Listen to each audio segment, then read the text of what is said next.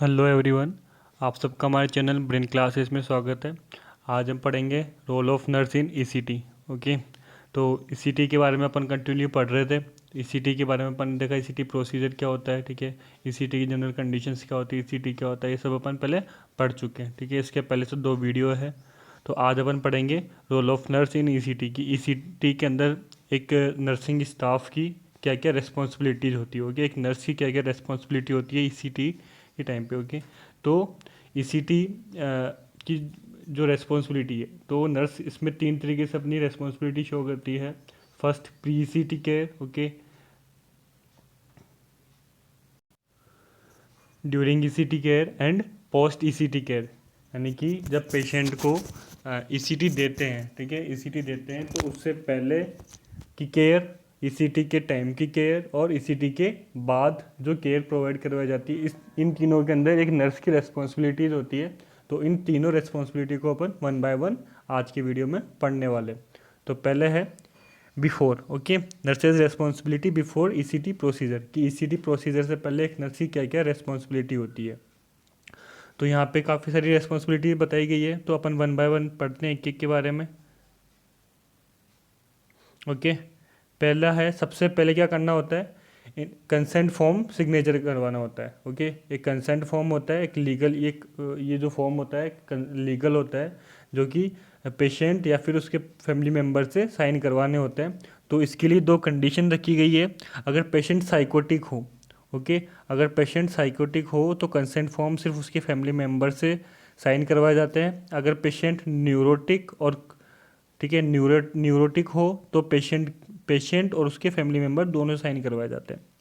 Okay, क्या है, consent form sign करवाया जाता है सबसे पहले। तो इसके अंदर क्या होता है, कंसेंट फॉर्म में पेशेंट की कंप्लीट डिटेल होती है और पेशेंट के फैमिली मेम्बर्स से इस फॉर्म ये साइन करवाया जाता है कि जो प्रोसीजर कर रहे हैं ये उनकी परमिशन से करा जा रहा है, ठीक है। इसके अंदर पेशेंट को कोई भी लॉस होता है तो उसकी रिस्पॉन्सिबिलिटी पेशेंट की और उसके फैमिली मेम्बर्स की होती है।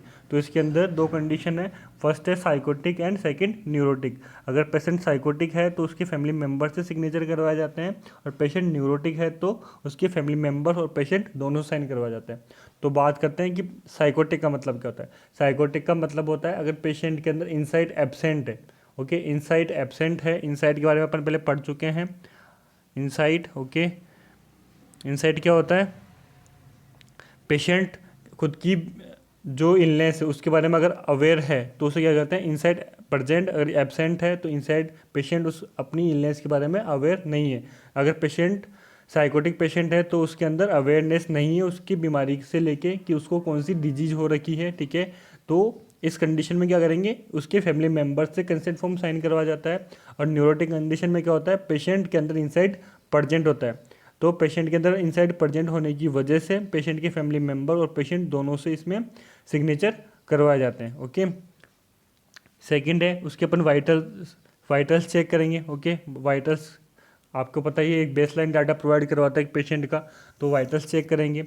फिर नेक्स्ट अपन पेशेंट को कंफर्टेबल क्लोथिंग पहनाएंगे, तो उसकी वजह से पेशेंट को कंफर्टेबल फील हो। ओके, कंफर्टेबल क्लोथिंग पहनाएंगे उसकी वजह से पेशेंट को कंफर्टेबल फील हो। ओके, नेक्स्ट पेशेंट को एनपीएम रखेंगे, यानी नील पर माउथ रखेंगे प्रोसीजर से 4 से 6 घंटे पहले, और एस्पिरेशन से बचाने के लिए कि जो पेशेंट किसी भी चीज़ को एस्पिरेट ना करे, ठीक है। अगर वो कुछ खाएगा ईसीटी प्रोसीजर से पहले, अगर कुछ खाएगा तो उसके एस्पिरेशन के चांसेस बढ़ जाते हैं। तो एस्पिरेशन से बचाने के लिए पेशेंट को एनपीएम रखा जाता है 4 से 6 घंटे पहले। ओके, नेक्स्ट है जो पेशेंट्स के अगर प्रोस्थेटिक्स यूज हुए हुए हैं, ओके, पेशेंट की बॉडी पे अगर कोई प्रोस्थेटिक्स यूज हुए हुए हैं तो उन्हें अपन हटाएंगे। प्रोस्थेसिस क्या होता है, एक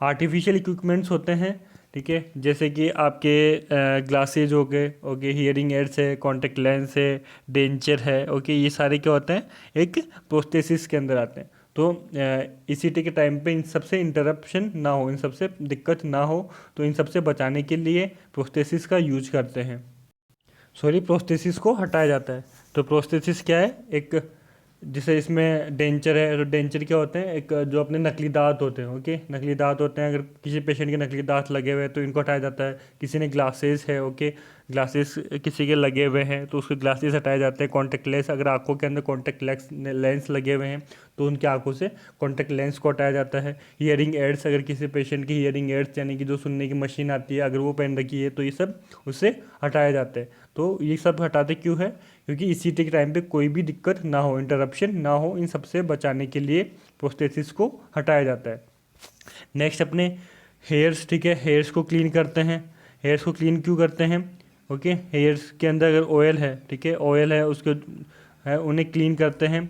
ड्राई रहने चाहिए ऑयल, क्यों रहने चाहिए, क्योंकि ऑयल हेयर और अगर बाल गीले हैं इनकी वजह से क्या होता है, पेशेंट के अंदर कंडक्शन जो इम्पल्सेज है, ठीक है, उसके कंडीशन की क्वालिटी कम हो जाती है, पुअर कंडीशन राइज होती है। ओके, क्या करेंगे, पेशेंट के जो हेयर है, ठीक है, उन्हें क्लीन करेंगे और एकदम सुखाएंगे।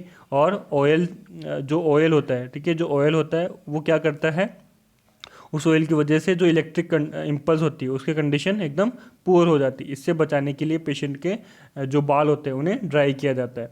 नेक्स्ट है make patient to void before ECT to prevent voiding during ECT. Okay, जो पेशेंट को अगर ईसीटी प्रोसीजर अपन प्रोवाइड करवा रहे हैं तो उससे पहले उसको वॉइडिंग करवाएंगे। वॉइडिंग मतलब उसको जो उल्टी होती है, ठीक है, वो करवाएंगे, क्योंकि अगर पेशेंट को जो ईसीटी के टाइम पे कोई भी उल्टी वगैरह ना हो, ठीक है, वॉइडिंग ना हो, इस सबसे बचाने के लिए उसको पहले ही वॉइड करवा लेते हैं।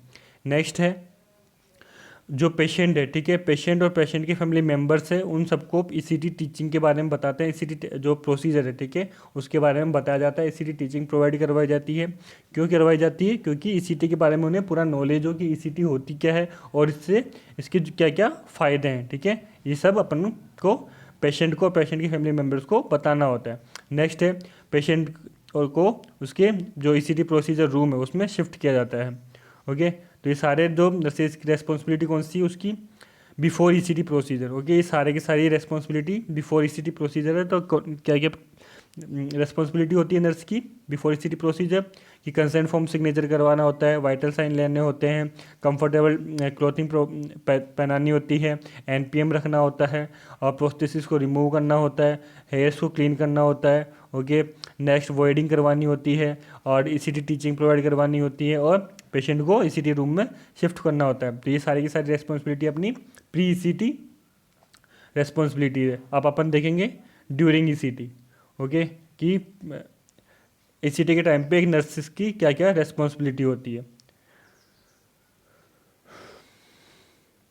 तो सबसे पहले पेशेंट को ईसीटी जो टेबल होती है, ठीक है, ईसीटी रूम में जो ईसीटी टेबल होती है उसके ऊपर लेटाया जाता है। ओके, और सुपाइन पोजीशन में लेटाया जाता है। कौन सी पोजीशन देते हैं, supine position. Okay, next patient के साथ रहना होता है हमेशा। जब तक ईसीटी प्रोसीजर दिया जा रहा है पेशेंट को तो अकेला नहीं छोड़ना होता है, उसके साथ ही रहना होता है, जिससे पेशेंट एक तो अकेला फील ना करे और उसका एंजाइटी लेवल कम हो। ओके, उसका एंजाइटी लेवल कम हो और पेशेंट अकेला फील ना करे।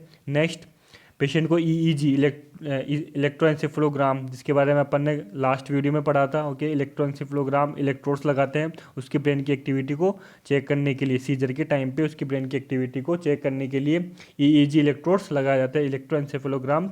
नेक्स्ट पेशेंट के जो पल्स ऑक्सीमीटर है, ठीक है, वो लगाया जाता है, उसको क्लिप किया जाता है। क्यों करा जाता है, पेशेंट के ऑक्सीजन लेवल को चेक करने के लिए। नेक्स्ट उसको सक्शनिंग मशीन से सक्शन करवाए जाते हैं, ठीक है। इन अगर किस कंडीशन में करवाते हैं, ओरल सिक्रेशन हो रहा हो और एस्पिरेशन से बचाने के लिए। ओके, नेक्स्ट मेडिकेशन एडमिनिस्टर करेंगे, एनेस्थेटिक ड्रग और मसल रिलेक्शन। ये सब कब करवाते हैं, जब मॉडिफाइड ईसीटी देनी हो, ठीक है। मैंने बताया था आपको कि ईसीटी दो तरीके की होती है, डायरेक्ट ईसीटी और मॉडिफाइड ईसीटी। तो डायरेक्ट ईसीटी कब देते हैं, जब डायरेक्ट ईसीटी क्या होती है, ओनली ईसीटी मशीन से उसको ईसीटी दे रहे हैं। और मॉडिफाइड ईसीटी में क्या होता है, मॉडिफाइड ईसीटी में ड्रग्स भी होती है, ठीक है, एनेस्थेटिक एजेंट होते हैं, मसल रिलैक्सेंट होते हैं। तो ये भी प्रोवाइड करवाते हैं किस कंडीशन में, मॉडिफाइड ईसीटी में और डॉक्टर के प्रिस्क्रिप्शन के बेसिस पे। ओके, और नेक्स्ट है अपने monitor blood pressure, BP regular check करना होता है। क्यों चेक करना होता है, हाइपोटेंशन और हाइपरटेंशन की कंडीशन को असेस करने के लिए।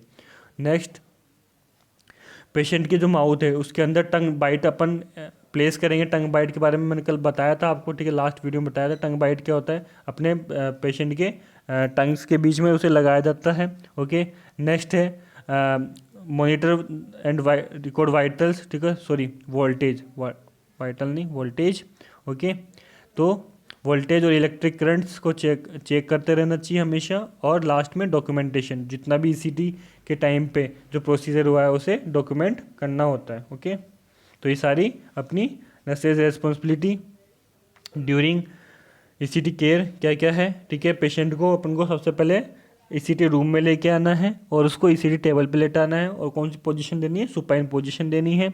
नेक्स्ट, पेशेंट को के साथ हमेशा रहना है, उसको एंजाइटी लेवल को कम करने के लिए, और पेशेंट अकेला फील ना करे इसके लिए। नेक्स्ट, पेशेंट के ईईजी इलेक्ट्रोड्स लगाते हैं, ठीक है। ईईजी क्या है, इलेक्ट्रोएंसेफेलोग्राम्स, ये लगाते हैं। नेक्स्ट, उसमें पल्स ऑक्सीमीटर लगाया जाता है पेशेंट के ऑक्सीजन लेवल को चेक करने के लिए।